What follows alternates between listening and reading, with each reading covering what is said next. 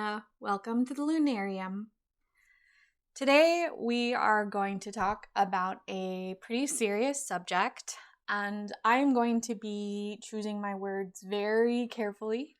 I'm going to be speaking a little more vaguely than I would prefer to because I'm trying to avoid behavioral contagion. For anyone who doesn't know, behavioral contagion is the phenomenon where once someone views someone engaging in a certain behavior, they are likely to replicate it. This is a tendency that often occurs around suicidality or self-harming, and even depictions of these things that are very negative, as in they definitely don't view suicide or self-harm in a positive light, can still inspire people to engage in those same behaviors. I myself started cutting after I saw a character in a movie do it. And no, I'm not going to say what movie it was. It's not like I'd never heard of cutting before, and it's definitely not like the movie portrayed this as a good thing, but for whatever reason, after I saw that character cut, I felt like that was something that I should do. I started cutting at 13 years old, at a time when I was completely overwhelmed with negative emotions. My mom had committed suicide the year before. In a moment of unbearable rage and just unfathomable emotion, I cut myself, and that brought me some relief. So then I started doing it more. In the year after my mom died, I kept lashing out at my friends. Basically, I had all of this negative emotion, and I didn't feel like I could deal with it. And I didn't feel like it was safe to express at home. And so I was getting angry at the only people I thought it was safe to get angry at, my friends, which was completely unfair to them and just not the right way to go about things at all. After a while of my friends, trying to sympathize with what I was going through and allowing me to treat them like crap, eventually they started telling me that they didn't want to be my friend anymore, that I was really unpleasant, that they didn't want me to treat them that way. And once I started cutting, I found another thing that I could channel my anger to. So once I started cutting, I stopped yelling at my friends all the time, which they responded positively to, because of course they would. And so, without knowing, my friends kind of unintentionally reinforced for me that dealing with my emotions by cutting meant that people were going to like me more. And so that helped solidify in my mind that cutting was a coping mechanism that would get me positive results. However, any positive benefits that I got from cutting were very temporary, and then cutting has had long-lasting negative impacts on my life. So today I want to talk to everyone about what I wish I knew before I began engaging in self-harming behaviors. First thing that I wish that I knew is that self-harming comes with a lot of shame. You have self-inflicted wounds on your body that you need to cover up, and it makes every day have this extra bit of anxiety. What if your clothes slip? What if people see when you're changing for gym or at a sleepover or going swimming? You have this constant anxiety that people will find out. And when you're already dealing with a lot of negative emotions, you don't need another thing to cause you anxiety and shame. Something else I wish I knew is that I now have scars all over my body. And those scars are just as much a cause of shame and anxiety as the cuts were when I was younger. I think most millennials or Gen Zers, possibly even Gen Xers, know what self-harm scars mean. And there's all of this fear and anxiety about anyone seeing my body. And that makes dating very, very difficult because I have permanent marks all over me that are a message to anyone who might consider dating me that I've had major mental health concerns. And for some people, that is a reason not to date someone. I'm not saying that's necessarily right, but it is a thing that happens. And so I now have to live with these scars for the rest of my life.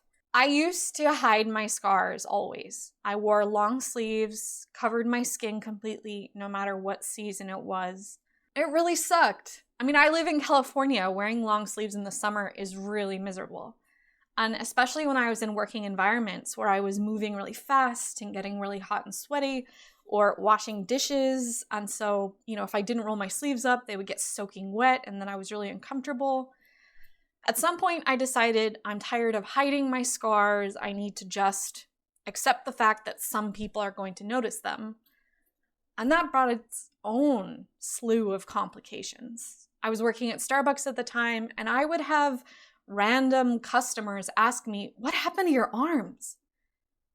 And why would you ask someone that? It's really none of your business why someone has a scar or an injury.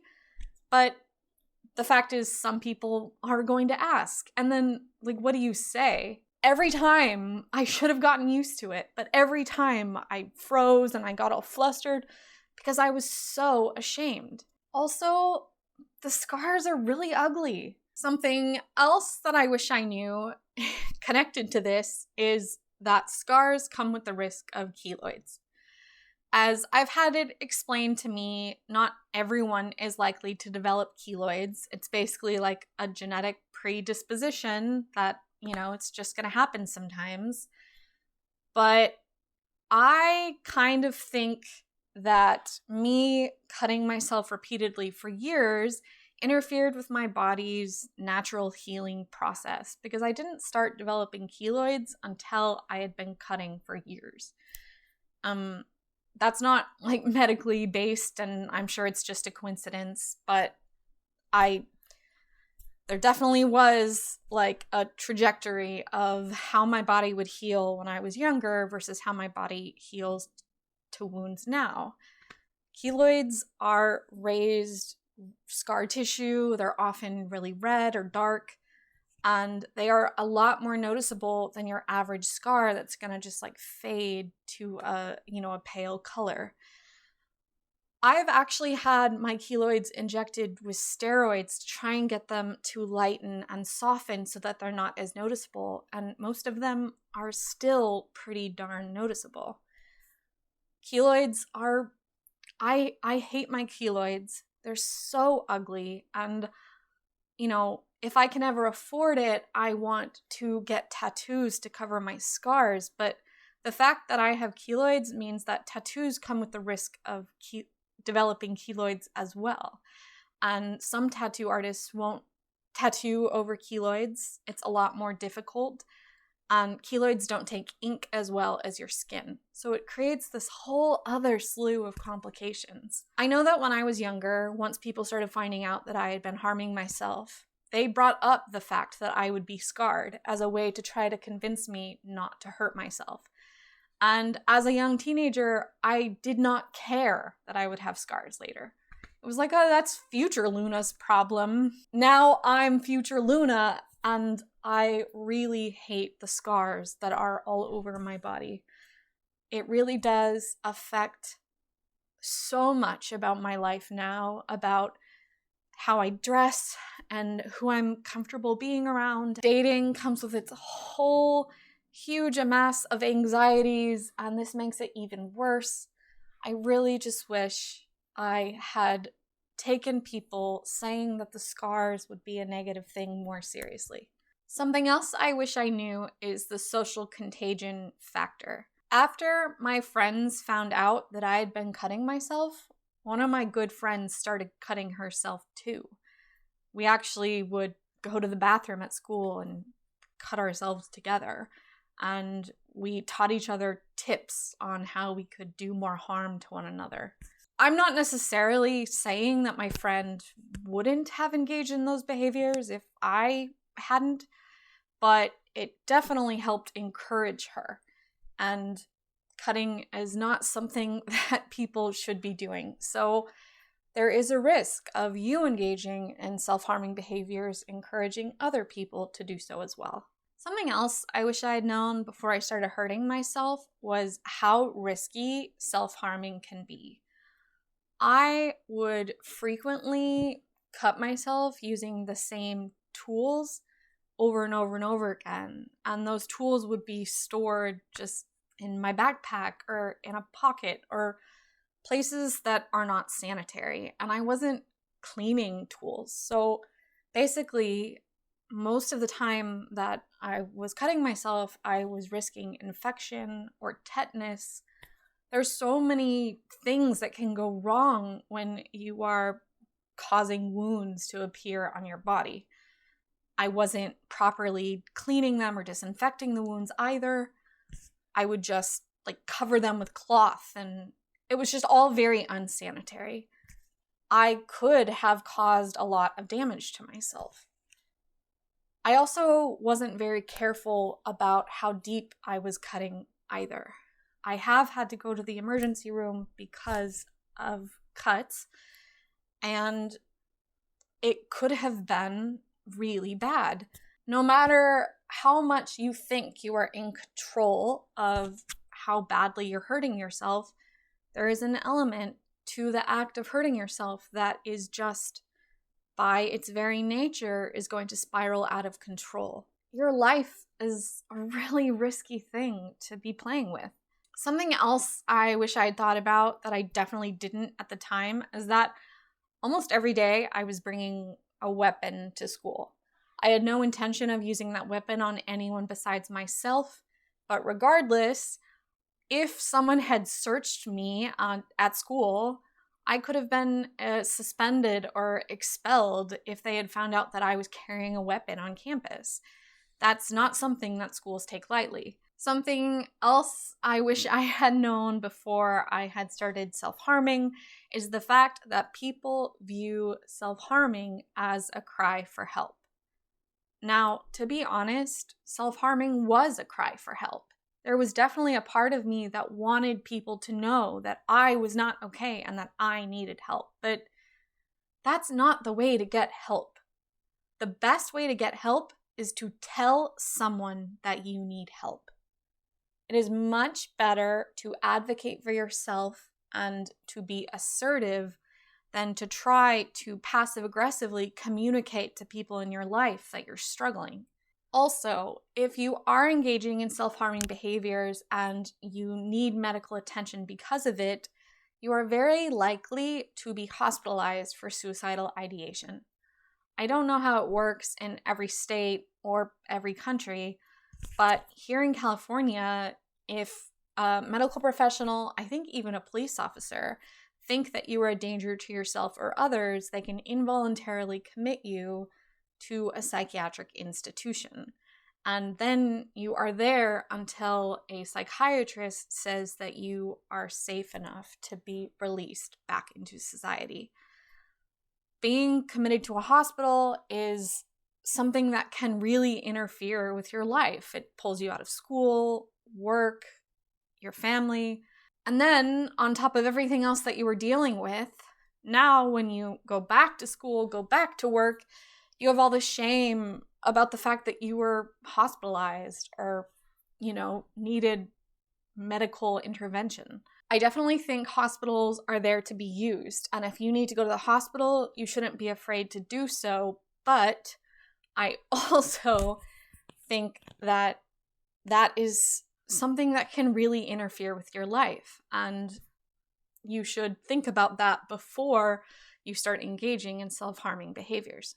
Something else I wish that I knew is that cutting is a habit, right? Imagine that your brain is a forest, and every decision that you make is like cutting a path through an overgrown forest. So when you cut or engage in self-harm, you are, bushwhacking a path through a forest of thoughts. And then every time that you engage in self-harm, you're clearing more and more of the path. And so self-harming becomes something that your brain automatically goes to. Any other way to cope with the emotions that cause you to self-harm feel much more difficult than just going straight down that path that you've cleared out in your brain. So when it comes to a time where you no longer want to self-harm, it's going to be very, very difficult for you to stop. Now that I'm pretty darn old and have really tried to stop self-harming, I know for a fact that the more that I self-harm, the more I want to self-harm. The wounds on my body are a constant physical reminder of the fact that I self-harmed and kind of serve as, like a constant reminder that I want to do so again. I've re-cleared that pathway, that neural pathway in my brain that says, oh, you feel overwhelmed with rage, despair, self-hatred, and grief, you should cut.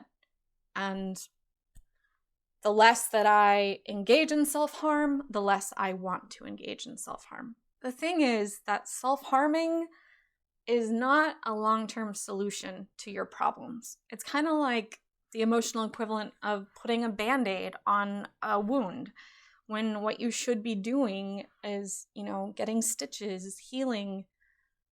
It's like making things a little more bearable in the moment, but it isn't solving anything.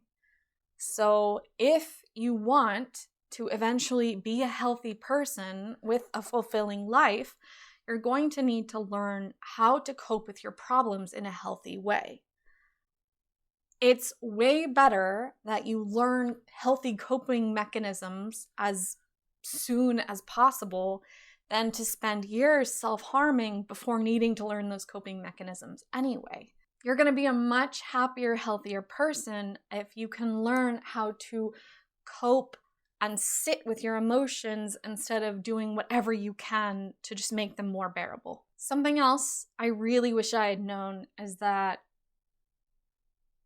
self-harming is a habit that you can become dependent on. You're not exactly addicted to self-harming the same way that you can be addicted to substances, because you don't have an external chemical that's causing dependency, but there is a rush of adrenaline that happens when you self-harm that you can become dependent upon. For me, I have definitely felt like I was addicted, although really the term, I guess, is dependent on self-harming. And the thing about addictions is you start with only needing a little bit of whatever it is that you're addicted to, but that little bit is never enough. Every time you do it, you need a little bit more, a little bit more, a little bit more to get the same emotional relief that you got from that dependency in the first place. And with self-harming, that means that in order for it to feel as good, you need to start hurting yourself more and more, and even worse and worse and worse. That can be so dangerous. And also, it's just not a long-lasting solution to your problems. All right, now that I've talked about what I wish I had known before I started self-harming, let's talk about healthy coping mechanisms that you can use instead of self-harming. First, I'm going to talk about some coping mechanisms that are for people who have already started depending on self-harm for emotional relief. Some people recommend, always having a rubber band on your wrist that you can snap, or grabbing a marker and drawing on yourself using the same kind of motion that you would use when you were using a tool for self-harming. I've personally never found very much success with those techniques. They just don't do enough to replicate what self-harm does, but I definitely wanted to bring them up because lots of psychiatric professionals have suggested those tips. I have found the most relief with exercise. For me, so much of why self-harming helps is, or why it feels like it helps, is because it's this burst of aggression. It's a way to get out my rage, and it causes pain. And exercise, really feeling the burn and putting out a lot of energy, that can do a lot of those things. It gets your endorphins rushing. It's a much healthier way of feeling some pain and feeling like you're doing something. I also think that grabbing some ice and throwing it in the shower can be a really useful technique. Again, it's like that burst of rage and, having some kind of destruction. I definitely want to say that these techniques that I'm saying are kind of the equivalent of methadone for someone who's addicted to heroin. You're not going to be on methadone forever, but people have found that if you can wean yourself off an addiction, people are much more likely to resist relapse than if you just quit cold turkey. So trying to find ways that you can kind of replicate self-harming without actually self-harming can help for you to stop actually engaging in self-harm. Now let's talk about healthy coping mechanisms for everyone. Exercise obviously is also always a useful coping mechanism. I definitely think that can be very helpful for everyone. I say this knowing that exercise often feels completely impossible for me with my depression. So I know that it's hard, but whenever I do actually exercise, I feel so much better afterwards. Journaling is such an underused, super valuable skill.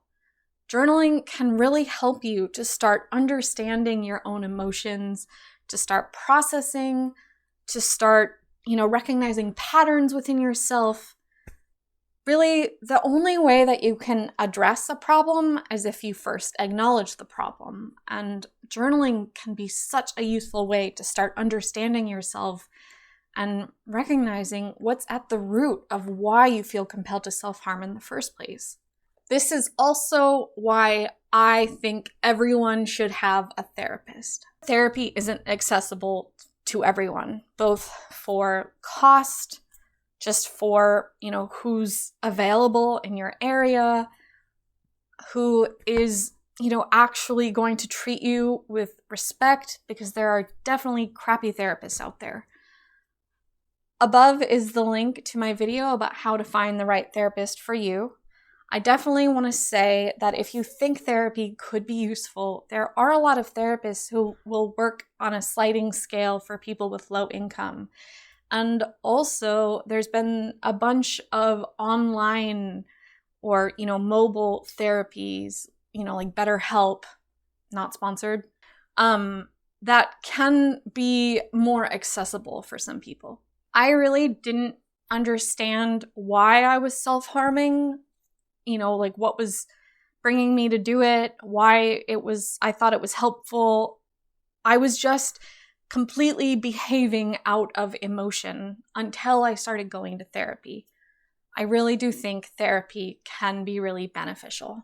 And finally, I just want to say that one of the most important ways that you can cope with negative emotions is to talk about it with the people in your life. I know that not everyone has a family or parents that they can go to with emotional problems. But really, the best way that you can get help is if you can communicate to people in your life that you need help. So if your parents aren't safe, go to a teacher. Every school is supposed to have a school counselor or a psychologist.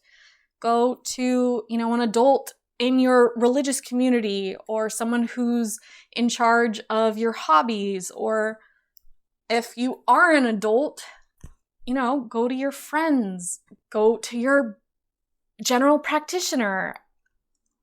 Basically, the best way that you can start to feel less alone is if you open up about how you're feeling. I don't want to discount the fact that some people have shitty adults in their life, and that absolutely sucks. Not everyone can rely on their caregivers or their friends or the people who are supposed to be there for them. But there almost always is someone that you can go to who can help support you and who can point you in the direction of getting the help that you need. I guess I just want to end by saying, if you are someone who self-harms or, have thought about maybe starting to self-harm, I really want you to know that I see you. I've been there, and I'm so sorry that you're hurting this much. I wish I could hug each and every one of you. I also know that when I was in your position, I didn't care about what anyone said about why I should stop. But now that it's been years and self-harming has proven to be something that has had a net negative in my life, I really, really wish that I had done something else to cope with my problems.